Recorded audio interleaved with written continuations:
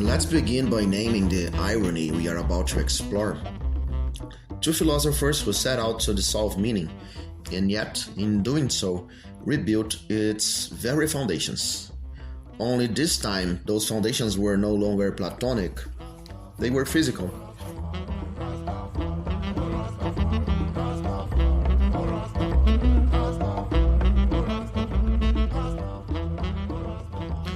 Philosophy has always asked, what makes meaning stable? Sometimes this question intertwines with psychology and religion, emerging as a question about how psychological breakdown dissonates the very patterns through which we train our knowledge and orient ourselves in the normative landscape of the world.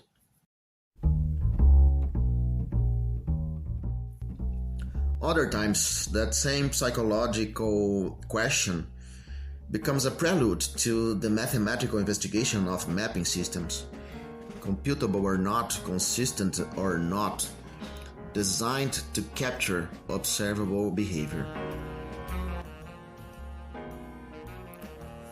But some of us, myself included, would argue that these two orientations do not diverge. On the contrary, they are in truth the same. Both explore how normality becomes normative, how they systematize the rest of experience within a cold, measurable consensus. One approach passes through inner crisis and spiritual collapse. The other through the formal grammar of behavior and meaning, but both, in their way,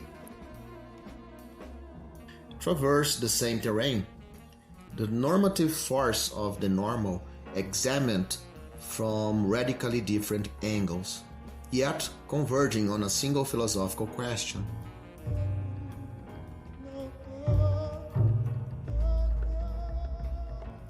And so, we return to our irony. Two skepticisms, each dismantling metaphysics, but both ending in new kinds of normativity. Two naturalizations of the normal. This course follows the trajectories opened by Quine and Wittgenstein, each confronting the fragility of meaning from opposite sides of the mirror. In Quine, the refusal to grant quantifiable ontological status to higher order patterns, or to anything that cannot in principle be reduced to the physical processing of stimuli, leads to a view of language and human history as a vast superstructure built upon a correlational infrastructure.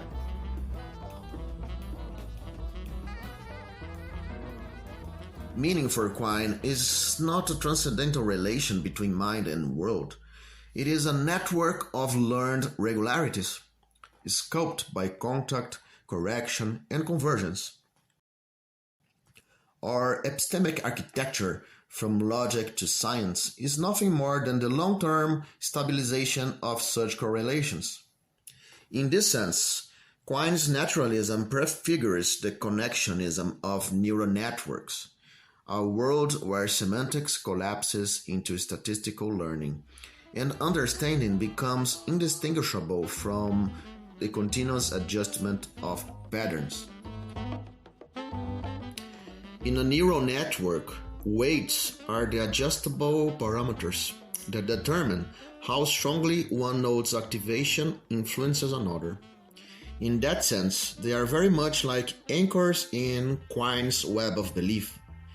Each weight is not a single belief, but a degree of constraint among representations. When the network learns, it doesn't change one belief in isolation. It adjusts relationships everywhere, seeking global coherence under new evidence. In Wittgenstein, the labyrinth of language arises from a different kind of skepticism, a deep suspicion toward overly optimistic models that imagine thought as a private mechanism, a hidden computation occurring behind the scenes of consciousness. The philosophical investigations dismantle this myth. What we call understanding is not the possession of secret structures. but the ability to move within public forms of life, to recognize family resemblances across uses that share no common essence. The map of meaning in Wittgenstein's hand is never complete. It is drawn and redrawn within the labyrinth of our shared practices. In both cases, what remains of linguistic knowledge is not a repository of symbolic rules, but an awareness of training and connection, of the living web of practices that renders meaning possible only after the fact, post factum, once the world of differences has already been normalized into the appearance of consensus.